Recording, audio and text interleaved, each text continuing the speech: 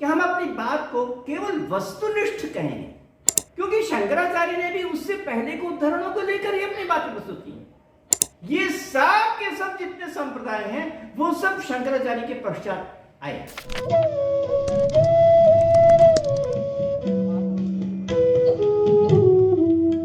मान्यवर महोदय, अत्यंत प्रसन्नता का विषय है कि आज हम आपके समक्ष एक नए विषय को लेकर व्याख्यान माला प्रस्तुत करने जा रहे हैं, और वह विषय है जगत मीमांसा में वेदांत और विज्ञान। इससे पहले कुछ महीने पूर्व हमने एक व्याख्यान माला आप लोगों के समक्ष प्रारंभ की थी। कुछ कारणों से कुछ अंतराल हुआ, परंतु मुझे इस बात का बहुत हर्ष है कि आपने उस समय बहुत सहयोग किया और अपनी सम्मतियां प्रदान की।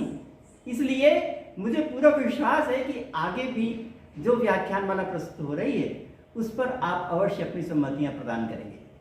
यह जो व्याख्यान का विषय है वो बहुत रोचक है, ज्ञानवर्धक है और सारगर्भित है। यह जो व्याख्यान का विषय है वह अपने प्राचीन शास्त्र की लंबी परंपरा को यहाँ पर आपके समक्ष प्रस्तुत करता है। हम चाहते हैं कि इस परंपरा को एक नए परिवेश में आपके समक्ष प्रस्तुत करें। प्राचीन ग्रंथों में जितनी बातें कही गई हैं उन बातों को आज हम गणित की दृष्टि से, भौतिक विज्ञान की दृष्टि से, मनोविज्ञान की दृष्टि से, तर्कशास्त्र की दृष्टि से एक नए रूप में प्रस्तुत कर सकते हैं। इसलिए हम चाहते हैं कि आजकल जितनी विधाएं व्यापक हैं, विकसित हैं और जिन आधारों पर आजकल अध्ययन अध्यापन होता है उन चीजों को लेकर हम आपके समक्ष अपनी रोचक बातों को प्रस्तुत करें। प्राचीन काल में जितनी बातें कही गई हैं उनको हम इस विषय में, इन रूपों में कह सकते हैं। ये एक विशेषता है, हम कह सकते हैं ऐसा। और दूसरी बात यह है कि हम अपनी बात को केवल वस्तुनिष्ठ कहेंगे, अर्थात वह विषय का अर्थ क्या है, प्राचीन ऋषि मुनियों ने जो बातें कही हैं वास्तव में उसका आशय क्या है। हम किसी अन्य चीजों में न फंसकर उसकी जो मार्मिकता है, उसकी जो वास्तविकता है, उस लेखक ने उस बात को जिस उद्देश्य से कहा है उस बात को वस्तुनिष्ठ रूप से प्रस्तुत करने जा रहे हैं। तो इस प्रकार यह एक बहुत महत्वपूर्ण होगा कि हम इन बातों को इस रूप में आपके समक्ष प्रस्तुत करें। जैसा कि हमारा विषय है जगत मीमांसा में वेदांत और विज्ञान, हम देखते हैं कि वेदांत की जो बातें हैं जगत मीमांसा के संदर्भ में वो बहुत प्राचीन काल से चली आ रही है। यानी शंकराचार्य ने जो अद्वैत का उपक्रम किया उससे बहुत पहले जगत मीमांसा के लिए अनेक प्रकार के वचन, अनेक प्रकार के उदाहरण, कथाएं इत्यादि भी हमें उपलब्ध होती हैं। तो हम ये नहीं कह सकते कि शंकराचार्य से पहले ऐसा नहीं था, परंतु इसके बीज तो उपलब्ध होते हैं, क्योंकि शंकराचार्य ने भी उससे पहले के उद्धरणों को लेकर ही अपनी बातें प्रस्तुत की। इसलिए बहुत ही प्राचीन है, बहुत समय से चला आ रहा है। अगर हम वेदों से शुरू करें तो ये पाते हैं कि वहां पर कहा कि यस्मिन् सर्वाणि भूतानि आत्मन्येवानुपश्यति तत्र को मोह कः शोकः एकत्वमनुपश्यति। जो व्यक्ति सब कुछ आत्मन्येवानुपश्यति, अपनी आत्मा अपने रूप में अनुभव करता है, मात्र एक रूप में अनुभव करता है, वहां पर शोक और मोह नहीं होता, ऐसा कहा। इसका सहारा शंकराचार्य ने अपने ग्रंथ में लिया है। उसके पश्चात उपनिषदों में तो बहुत सी बातें कही गई। उपनिषदों का जो ये महावाक्य के रूप में परिणत हुआ, तत्त्वमसि इत्यादि, तो वो सब को लेकर के एक लंबी परंपरा चली आ रही। और हम ये कह सकते हैं कि आद्य शंकराचार्य ने अपनी जो बातें उपस्थित की वो अपनी दृष्टि से सर्वथा मौलिक है। यानी प्राचीन ग्रंथों से लिया तो गया है, परंतु फिर भी उसमें मौलिकता मौजूद है, बहुत सी मौलिकता है। लोग कहते हैं कि जो बौद्धों का विज्ञानवाद है उससे शंकराचार्य प्रभावित हुआ है, मगर हम ये ऐसा नहीं कहते।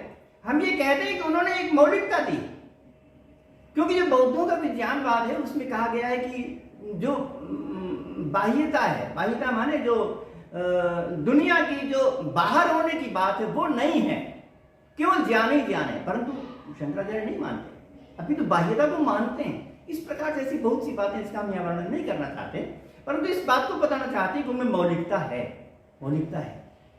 शंकराचार्य का जन्म 8वीं शताब्दी में केरल में हुआ और उसके पश्चात की जितनी लंबी परंपरा है उनमें हम सब में उनका प्रभाव देखते हैं। केवल उनके अंतर्गत नहीं बल्कि अन्य अनेक जो संप्रदाय हैं उनमें सभी में हम उनका प्रभाव देखते हैं। एक तरफ यहां पर शंकराचार्य का उदय हुआ, भारत में एक ज्योति उदय हुई, एक प्रभा उदय हुई जो कि पूरे विश्व व्याप्त हो गई। दूसरी तरफ उसी समय मक्का में मोहम्मद साहब का जन्म हुआ था। ईसा की 7वीं शताब्दी में उनका जन्म हुआ और 8वीं शताब्दी में शंकराचार्य यहां पर जन्म हुए। दो महान विभूतियों का जन्म हुआ और उसके पश्चात वो दोनों मतवाद बहुत विस्तार से चले, विकसित हुए।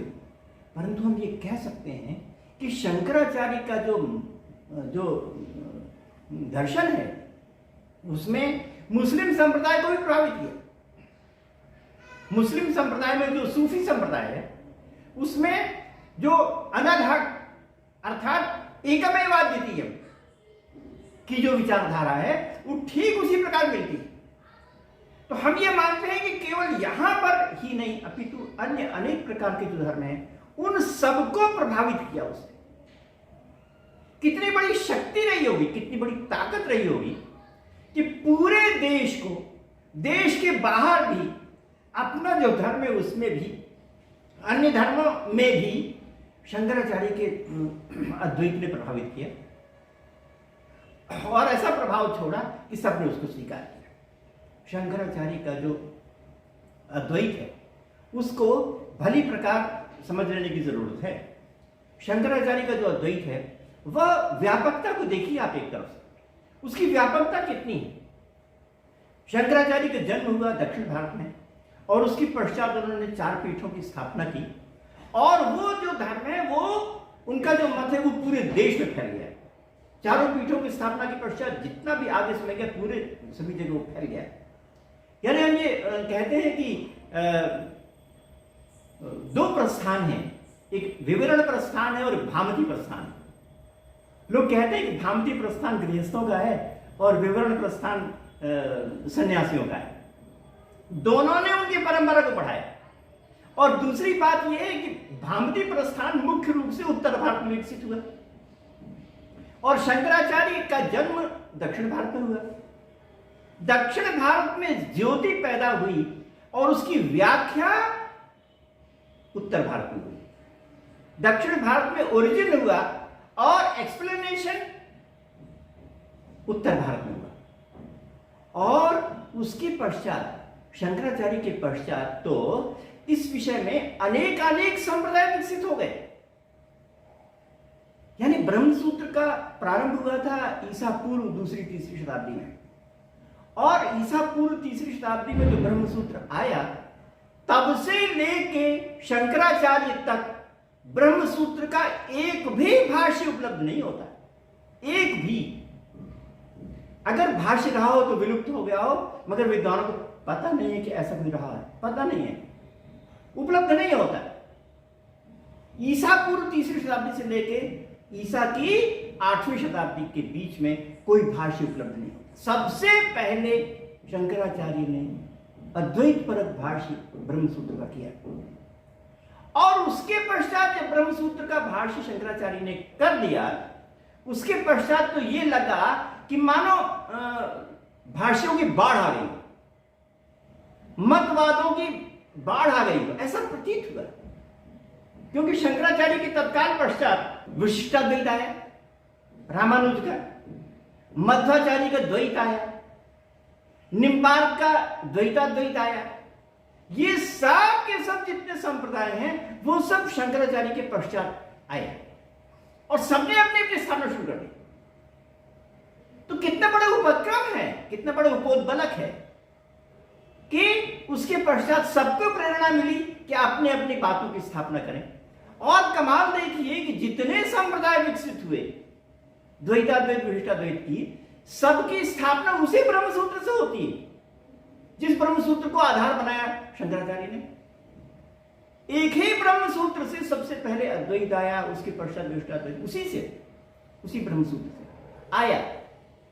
और उन सबका ओरिजिन, यानी सभी द्वैताद्वैत विशिष्टाद्वैत सबके जो ओरिजिन है, प्रारंभ है, वो सब दक्षिण भारत से हुए। अद्वैत वेदांत और उसके पश्चात साथ अन्य अन्य जो वेदांत है, सबका प्रारंभ दक्षिण भारत से हुआ। और उन सबके व्याख्या भामती प्रस्थान के अन्य अन्य सैकड़ों विद्वानों के द्वारा उत्तर भारत में हुई। तो वास्तव में सांस्कृतिक एकता के सूत्र तो ये होते हैं, अपने देश में सांस्कृतिक एकता के जो सूत्र हैं वो इनमें खोजने चाहिए। आखिर कैसे शंकराचार्य ने अपनी अल्प वयस में इतने पीठों की स्थापना कर दी और इतनी बड़ी बातों को उन्होंने अपने समक्ष रखा और इतना प्रभावित कर दिया कि पूरा देश और अन्य देश के बाहर सब लोग उसके अंतर्गत हो जाए, मतवाद में हो जाए। तो ये बहुत बड़ी बात है। लोग कहते हैं सामान्यतः कि जो अद्वैत वेदांत है वो बहुत कठिन है, स्पष्ट नहीं है, समझ में नहीं आता, परंतु इतना होने के बाद भी सब लोगों ने इसको स्वीकार कर लिया। हजारों लाखों लोग इसके मुताबिक हो गए। तो इसमें कुछ बात होगी, यानी अद्वैत वेदांत में जितनी बातें हैं वो बातें कुछ ऐसी हैं कि जो कि बहुत गूढ़ हैं, जो कि जल्दी समझ में नहीं आती हैं। तो हम यहाँ पर अपने विश्लेषण में ये सरल शब्दों में ये बताने की कोशिश करेंगे कि अद्वैत वेदांत में जो बातें हैं उनका यथार्थ में मतलब क्या है, उसको हम अन्य किस प्रकार से प्रस्तुत कर सकते हैं। तो उन सब बातों को हम आपके समक्ष रखेंगे और जो अन्य हैं जैसे न्याय वैशेषिक है और अन्य जो संप्रदाय हैं उन्होंने अपने अपने पक्ष की जो बातें हैं वो क्या मान कर कही हैं वो सबको रखेंगे। हम ये मानते हैं कि अन्य सभी संप्रदायों ने जो बातें कही हैं वो सब की सब सही है, यह मान के चलते हैं, परंतु उनका दृष्टिकोण भिन्न भिन्न है। तो किस दृष्टिकोण से अद्वैत कहा, दृष्टिकोण क्या बदला कि द्वैत हो गया, दृष्टिकोण क्या बदला कि अन्य द्वैताद्वैत इत्यादि हो गया, इस बात की चर्चा हम करना चाहेंगे। विरोध नहीं है, अपने दृष्टिकोण में भेद है। ऐसा कौन सी बात है जिनकी दृष्टिकोण से ऐसा हो जाता। अगर कोई बात उनकी गलत होती तो ये जितने सारे मत है वो 1000 वर्ष तक चलते नहीं, परंतु ऐसा दृष्टिकोण है कि सब लोग अपनी अपनी बातों को स्वीकार कर रहे हैं, कोई अपनी बात से कम होता ही नहीं। इसलिए ये मानना पड़ेगा कि उनका दृष्टिकोण क्या है। तो अलग अलग दृष्टिकोण से उन लोगों ने अपनी बातें किस संदर्भ में कही हैं, इसको हम आधुनिक परिवेश में अपनी बातें अगले अंकों में आपके समक्ष प्रस्तुत करना चाहेंगे। आपने हमारी बात को बहुत ध्यान से सुना, इसलिए आपको बहुत बहुत धन्यवाद।